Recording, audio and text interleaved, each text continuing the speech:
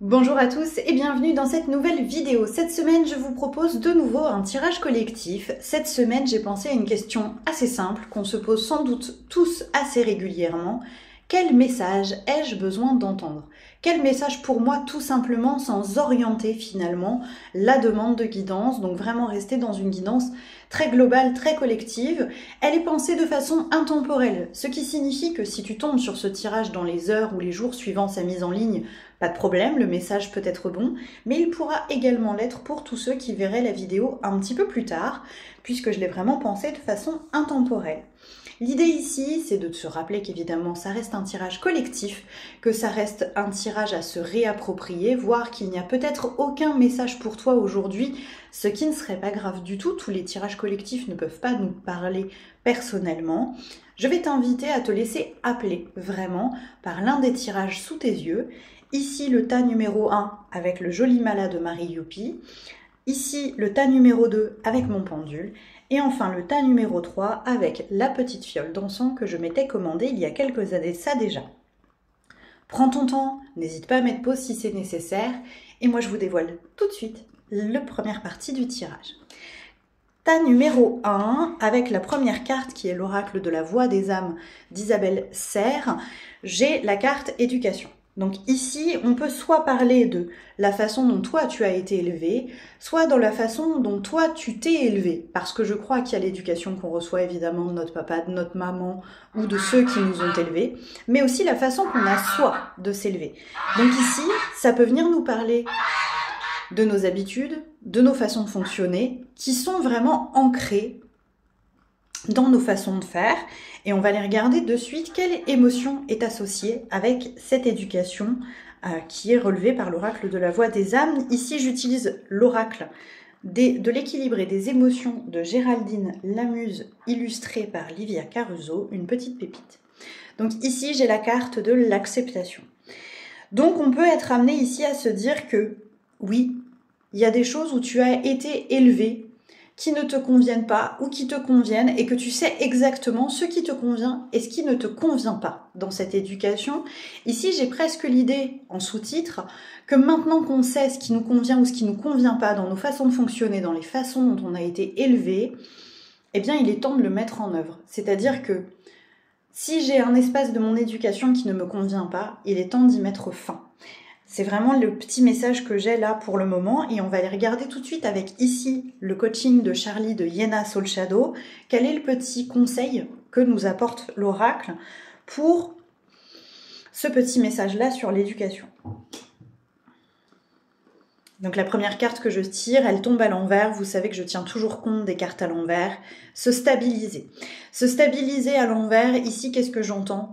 J'entends vraiment qu'il est temps de faire bouger les choses. Donc effectivement, ma première idée, quand j'associais ces deux cartes, a l'air plutôt bonne.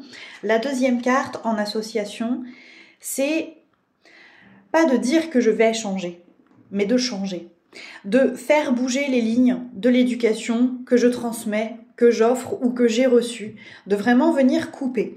Donc ici, quand j'ai la globalité du tirage avec cette carte éducation, cette carte acceptation, stabilisée à l'envers et silence, il y a vraiment l'idée que peut-être tu te sens comme le petit mouton noir de ta famille, celui qui remet en cause les choses. Peut-être qu'ici, il n'est plus question d'expliquer pourquoi tu remets en cause les choses, pourquoi tu remets en cause cette éducation, pourquoi tu remets en cause toutes ces routines, toutes ces habitudes, mais de simplement t'autoriser à les changer et d'accepter pleinement que ça ne te convient pas ou que ça te convient parfaitement, les deux sont possibles aussi, mais de passer à l'action. Il est temps là de passer à l'action et de mettre en place ce que tu acceptes, de mettre en place ce que tu as dit, et d'arrêter les paroles en l'air, entre guillemets. J'espère que ça vous parle pour tous ceux qui avaient ce tas numéro 1, et je passe évidemment au tas numéro 2, toujours avec une première carte de l'oracle de la voix des âmes d'Isabelle Serre, et ici j'ai la carte de la dualité à l'envers. Donc ici on vient vraiment parler de réunification, de réassembler les deux pôles de la dualité, le yin et le yang, le noir et le blanc. Il peut être question ici pour vous d'enfin réussir à voir les choses de façon plus nuancée, de façon moins tranchée. On arrête de voir en noir et blanc, on commence à apercevoir les nuances de gris. On peut aussi ici parler de sentiments de genre, hein, bien sûr, pour certains d'entre vous, certains qui sont nés hommes et qui se sentent femmes, ou certaines qui sont nées femmes et qui se sentent hommes. Bref, ici on est sur la réunification de ces pôles. Il n'y a plus cette dualité entre la joie et la souffrance. On arrive à voir les espaces entre les deux et à ne plus avoir une vision tellement tranchée. Je regarde avec l'oracle de l'équilibre et des émotions, l'émotion qui va être associée. Waouh, intuition. Donc ici, on a une très très belle évolution. On arrive enfin à faire confiance à ces nuances. C'est vraiment ici ce que je viens comprendre avec ces deux cartes associées. On arrive enfin à savoir se placer de façon nuancée, sans trancher, en se laissant peut-être ici un espace d'inconditionnel. Je t'accepte tel que tu es, ou je m'accepte enfin tel que je suis. Je me fais confiance, je suis mon intuition et je sais que il n'y a pas de bonne ou de mauvaise façon de fonctionner. On laisse ici un espace à l'erreur. Pas l'erreur dans le sens je me suis trompée, c'est très très grave, mais justement, on laisse une place à qui l'on est sincèrement sans se juger en permanence. Quel est le conseil du coup de l'oracle ici avec le coaching de Charlie de Iéna? J'ai évidemment une agitation qui s'apaise, hein. La carte de l'agitation tombe à l'envers, donc je ne suis plus autant agitée mentalement, je vois de façon un peu plus claire les choses grâce à ces nuances. Je n'ai plus de conflit à l'intérieur de mon espace mental, c'est beaucoup plus doux, c'est beaucoup plus calme. Et je complète avec la seconde carte qui est parler à l'envers. Alors c'est très drôle parce qu'on a plusieurs cartes qui nous invitent ici au silence.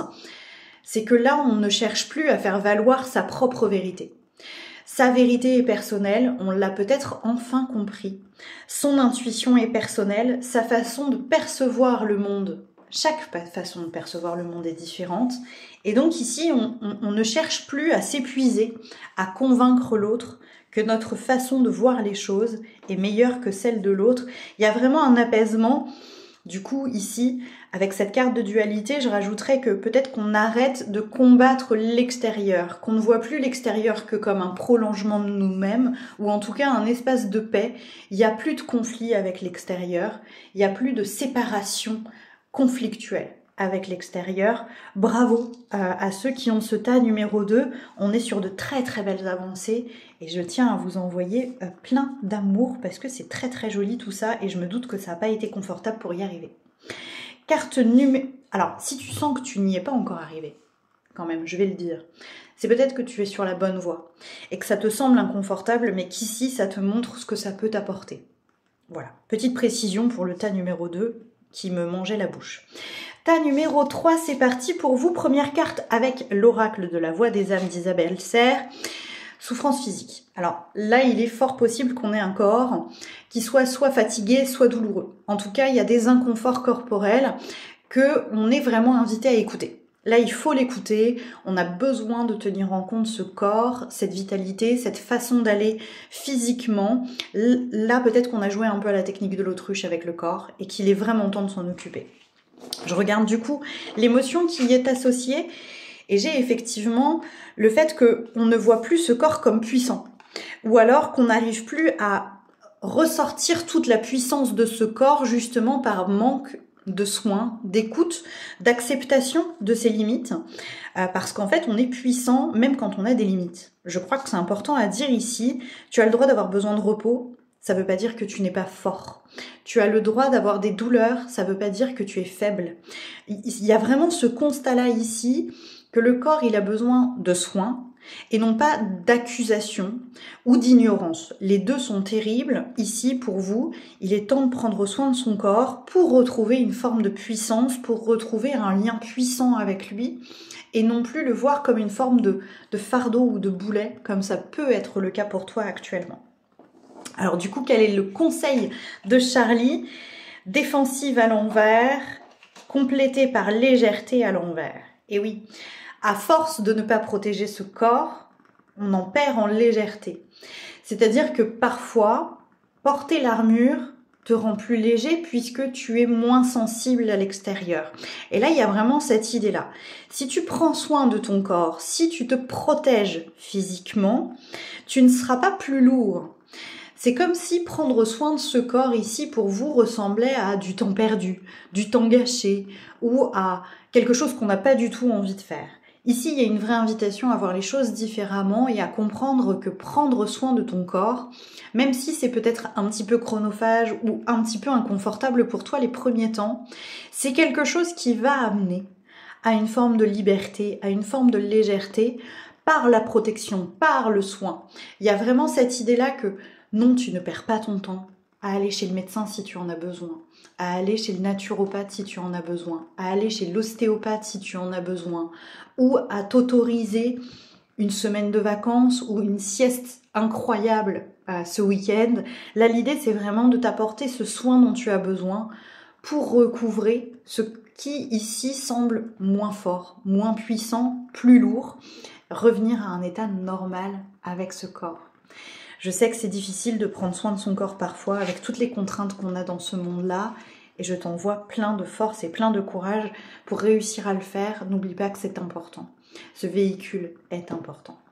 Voilà les petits chats pour ce petit tirage de cette semaine. J'espère qu'il vous aura parlé. N'hésitez évidemment pas à me faire vos retours dans les commentaires. Vous savez aussi qu'à chaque fois dans les commentaires, vous pouvez m'adresser vos demandes de sujets à aborder dans les vidéos ici sur YouTube. Je ne communique pas pour moi, je communique pour vous, sinon je n'ai aucun intérêt à être ici sur les réseaux sociaux. Donc n'hésitez jamais à me faire part de vos demandes, de vos besoins. Je vous remercie tous d'avoir été là encore cette semaine et je vous dis à la semaine prochaine.